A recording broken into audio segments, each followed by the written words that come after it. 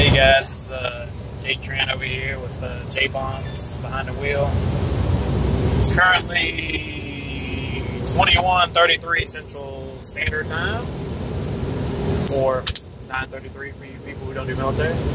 I guess we're kind of just running the middle video. We're about to have a layover, so we decided to do a video. Exactly. Because I got nothing else better to do. Pretty much. I guess we'll talk about team training. I'm in the what they call the Wil-Trans team training portion now, the CC portion, and pretty much, now I have my CDL. We covered that in the last video. So now they pretty much want me to get as many miles under my belt. So 30,000. 30,000 to be exact. Yeah, 30,000. 30,000 before I get my own truck and all that jazz.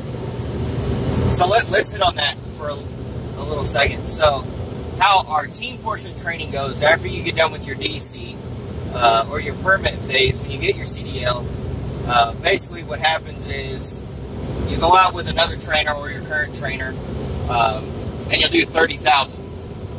Those 30,000 are broken up in seats. You got your C seat, B seat, and A seat. How that works is every 10,000 miles up to A seat, you gain a seat. And obviously when you upgrade a seat, you get paid a little bit more money each seat. I'm not going to discuss, how much the pay is, unless you guys want us to. If you do, comment down below, and we'll make a video on exactly how the pay works. The standard, we're not going to go into specialized pay, but we'll talk about like your the pay scale and the average pay and stuff like that. The reason why we don't want to go into specialized pay is because it changes. It just depends on how many miles you do and stuff like that. But as far as your training goes, once you get you're upgraded to the seat, the last, I don't know, we'll say 2,000 to 5,000 miles is going to be called your solo week, which is where you go out by yourself and you basically show the company that you know how to do what you've been taught over the last 28,000 miles. And the good news is once you hit your solo week, it's basically you're on your own from then on out. All of my students, I told them that once you get to that phase, keep my number. I'm always around. If you have any questions, call me. I'll help you out the best I can. If I don't know, I'll get the answer for you. Now, to hit off on specifically each individual seat, when you get your CDL, you become what's called a CC student, which is you have a restriction as far as you're not allowed to drive between 11 p.m. to 6 a.m. That's not a company policy, that's DOT policy. So, yes, when you get your CDL, you're guaranteed to work day shift your first 10,000 miles. Get you acclimated to driving by yourself. Get you used to being by yourself. You're not by yourself, but you're by yourself in the front seat because your trainer is no longer sitting in the passenger seat with you. And you do that for 10,000 miles, and then once you get your 10,000 miles, your first 10,000 miles under your belt, then you go to a B seat. Your B seat, you get an increased pay. There's no restriction as far as when you can drive.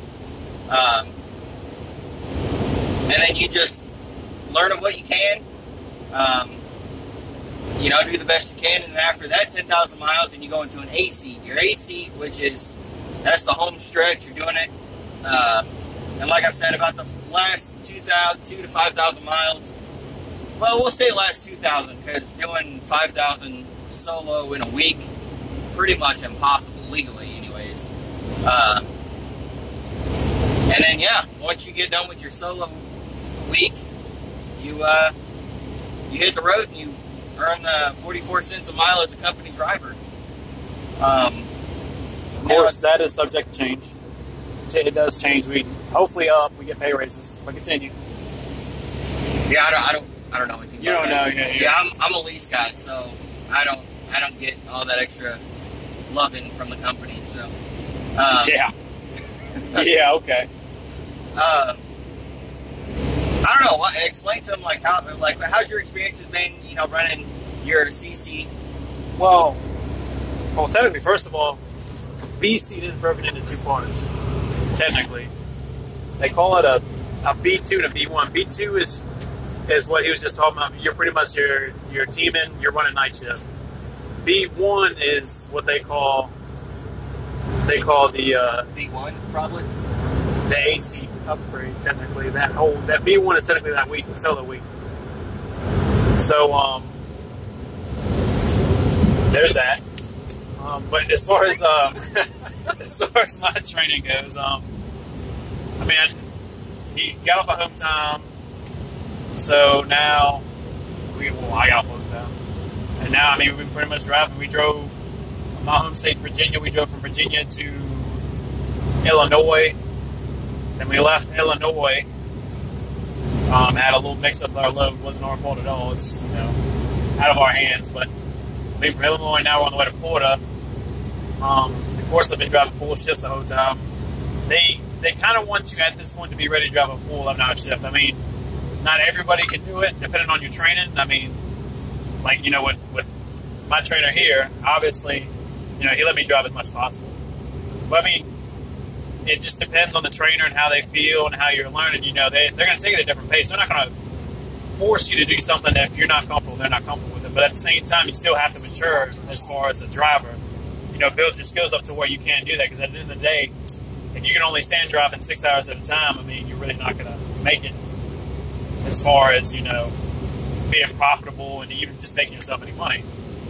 So, doing that, actually, I just got off a shift, ran about 600 or so miles, ain't bad in shift, hit some traffic. And now he's running the rest of the shift. We're heading to Orlando, Florida right now. But, as far as the training is, it's going good. I'll be honest with you, I feel like I'm ready for my own truck as far as just, I was telling him last night, it's nice having somebody to hang out with, but at the same time, it'd be nice to, have your own truck. So. But, I mean, besides that, it's pretty chill. It does take a little bit getting used to. Wow, the video quality is kind of shit right now. It does take, that's your face. Yeah, I believe that's not the video. Yeah, whatever. It does take some getting used to sleeping in the back of a truck, especially, where we've been running the East Coast, and a lot of curves, a lot of stops and starts. Of course, the roads are crap for all you guys that have already been driving. Y'all know. So it does take a little bit of getting used to, but it doesn't seem too bad. I will say this, and it's a little bit more stressful on the trainer. I feel like, especially with a lease trainer like my trainer over here, Mr. J-Bond, because I mean, at the end of the day, I'm driving his baby. This is his truck. He pays money for it. It's not a company truck. It's not a, oh shit, if he wrecks it, whatever. I mean, of course he got insurance, but I mean, this is a livelihood. So it's a little bit more stressful on the trainers in that aspect, that they have to go to sleep so they can drive a full shift, but at the same time, they're kind of worrying. I feel like he doesn't worry as much, just because, I mean, I don't know. I guess he doesn't. He hasn't really said anything about it anyway. All I'm going to say is, if you crash, let me know so I can throw my hands up, so I enjoy it a lot better than most people. That's all I'm going to say. Yeah, exactly. I mean, I doubt that would help the situation at all. Yeah, no, I mean, hey, if it happens, it happens. I mean, listen, I'm going to be in the back anyways, and I'm kind of fat, so me rolling out of bed and getting up here trying to save the truck, it's going to, I mean, it's not going to be very good. It's focused on your titty right now, so. It's live action. Live action. But, I mean, as far as, I feel I'm pretty comfortable. Especially his freight lane's the East Coast, and ever since I started training, we've been going through the mountains, the snow, the sleet, the rain, everything like that. So I'm comfortable with driving, especially on the East Coast and through all the twisties and all that. But it's not too much of a hassle. I'm actually kind of grateful that he wasn't hovering. He was there, especially during my my initial training when he was in the seat. He was there, and he would let me mess up, but he wouldn't let me crash. But it's a lot of, I guess, self-learning in that aspect. I threw him to the wolves. I did. Now it's funny because you hear, he was telling me that when he went back to the training center, all these other students that were there, it's, oh, my trainer wouldn't let me do this, and my trainer wouldn't let me do that. Now, I condone those trainers, because if the trainer himself is not comfortable, then the trainer is not going to be comfortable, because I haven't let you learn. But with me, like Chris said, listen, I'm going to teach you a way. I'm not going to teach you the way to drive a truck. I'm going to teach you a way. There is no the way. I don't care who you are. I don't care how good you are. And my job is, like Chris said, is to let you mess up. I'm going to let you mess up. I'm not going to let you hit anything, but I'm going to let you mess up. Because in this profession, the only way you're going to learn is hands-on. I'm sorry, but you can't read a book and instantly know what to do in every situation. Now, those books will give you a base understanding or a base knowledge on how to react for the most part. But until you're in those situations, only hands-on experience is going to help you the best. And that's what I try to give my students 100% of the time. And, you know, like Chris said, I don't worry about him driving because of the amount of experience that I've had to put him in. He's handled it like a champ on every single occasion. Now, all you veteran drivers out there that are watching this video, if I showed you some of the stuff that I forced my trainee to drive in, you'd slap us both silly. But, hey, that's the only way you're going to learn, because guess what? Eventually, they're going to have to do it. And you're not going to be there around all the time to walk them through on what to do, when to do it, and how to do it. So, I always tell my students, I'm like, right now, when you have a trainer with you, now is the best time, for better of lack of words, to experiment. You know, learn like your abilities, learn the parameters of yourself, while you have somebody else there to reel you back in or help you downshift when you need it. You know, use that to your ability. And, you know, it just get comfortable with yourself, get comfortable with the truck, because once you move to your solo week, when you get in on it, you're going to be familiar with it. You're not going to be anxious to the point to where you're going to start forgetting little things. Your fine motor skills don't go out the window because you're by yourself, and that anxiety of being by yourself is not there because you know, you've got that experience by yourself. And, you know, it's good training in my opinion. I won't change it unless the company asks me to. All of my students enjoy the way that I train. Well, at least I hope they do. I don't know. Chris hasn't really given me any bad feed on it. Except I've had no issues. You suck. But yeah, that's true though. Now I'll tell you this though. Chris mentioned home time as your first, month. I'll say your first month of training. You're not. I mean, the odds of you going home are very slim to none. However, unless you live in Springfield, Missouri, you're not going home. Go ahead. Yeah, unless you live in Springfield, you're not going home. I mean, it's just the basic point of, you know, you're going into an industry where you're not going to be home all the time. So, I mean, they see it as if you can't, granted, I mean, this isn't like an official rule or anything, but if you can't stay there for the month, you know, for the training as far as, you know, going out with the trainer for 2 weeks, taking your CDL and stuff like that, if you can't handle that, I don't know if you'll be able to handle, you know, this actual environment, which, I mean, is okay. You know, not everybody can do this. You know, even me, I'm still learning. I'm not saying I'm perfect. Obviously, I'm not perfect. I'm just learning how to do this stuff. But after that, they are pretty lenient. Because the way they do it is it's a week per day you're out. But the first home time, they'll give you as much as you really want. I mean, I wouldn't try to take advantage and say, like, hey, I need a month off. But within reason. Within reason, yeah. I mean, if you want to be home for a week, you know, I took 5 days. But, I mean, if you want to be home for a week, I'm pretty sure it really doesn't make a difference. Because at the end of the day, you're training, so they're not losing any money by having you out of a truck. But at the same time, you're losing money by not being in a truck. Because, you know, you are set at a certain pay, but you have to be available for dispatch. And of course, you can't be available for dispatch at home. But, to reiterate that, I want to clarify, what he just told you is if you're on home time, you're not getting paid. Yeah. Yeah, so I don't want you guys thinking, because the company, they make it very clear that you're guaranteed a certain amount. You are, as long as you're on the truck. If you're not on the truck, you're not making money. You know? So just to verify that. Yeah. I mean, it's just one of those deals. I mean, they're not going to pay you to sit at home and sweet talk your girlfriend or boyfriend or whatever y'all got going on. But, yeah, at the same time, it is nice for you to go home to to relax, to, you know, kind of center yourself before you actually get on the road. Because, I mean, at this point, you're doing the job. You know, like me, like, you know, when I'm on shift, it's not, hey, you know, come into the receiver with me, hey, do this, hey, do that. I mean, you're learning how to do it. Of course, you know, your trainer's going to be there if you have questions, but this is your time to learn how to do the job with somebody who's already done the job on the truck. That way, like what he said, you know, you're not going to sit there and on your solo week or when you get your own truck, you know, be freaking out because you're scared of this or nervous. Because, I mean, this stuff is nerve-wracking. At the end of the day, it's a new field, you know. I don't care what field you came out of. Like me, I used to be an actual store manager. I mean, granted, you know, that was, in my opinion, a lot more stressful. I mean, at this same time, you know, every job has its stresses. You know, I love how everybody says, you know, it's really easy to be a truck driver. It's cakewalk. You know, a lot of people don't think about the sacrifices and the actual, just the mental capacity you have to handle one of these trucks for 11 hours at a time.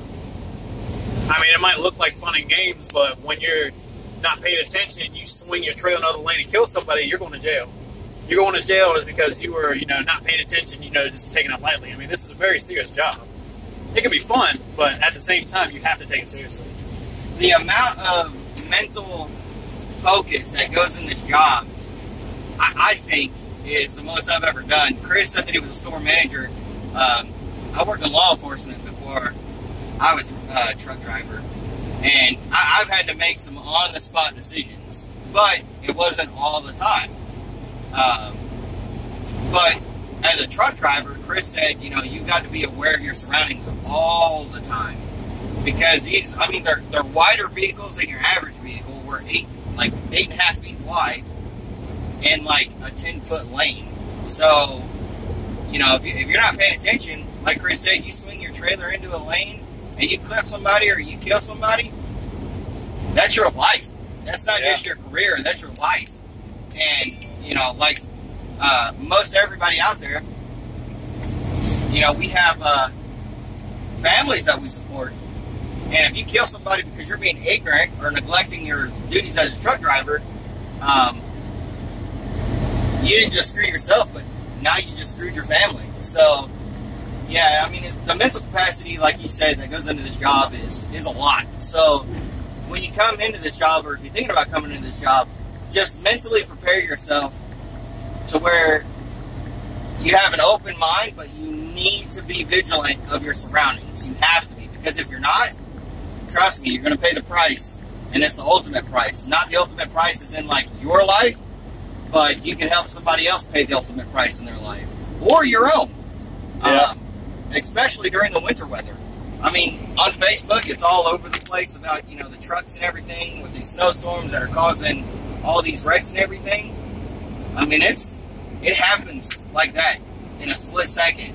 And as a professional driver, you need to be able to process what's going on in front of you, process what's going on both sides of you, and it sounds funny, but process what's going on behind you. Yeah. You know, because it's up to you to be the lifesaver around you, and you got to pay attention to that kind of stuff. So, but, you know, it's funny he actually said that, talking about behind you. You know, it sounds like a joke, like, hey, how are you going to pay attention? You know, you got this big old truck, but I had experience today. You know, I was driving. You know, of course, you know, you want to keep checking your mirrors, you know, every so often while you're driving. I'm over here driving, truck about flipped over and wrecked. I had to get in the other lane. He got somehow, I guess he's starting to fall asleep. This is like a regular truck, though, not like a big truck, like a Dodge or something like that. Got out of the lane, went into the ditch, almost went over to the other side, came back over. But I mean, just stuff like that. If I was in that lane, he might have came back over to the back of my trailer or something like that. Ain't no telling. I mean, it's a lot of crazy stuff, you know, that you wouldn't think happened, that you see out here on a daily basis. But, I don't know, this video is like almost 20 minutes. You got anything else to add? No. You guys stay safe out there. Keep it between the mustard and the mayonnaise. What he said. All right, guys.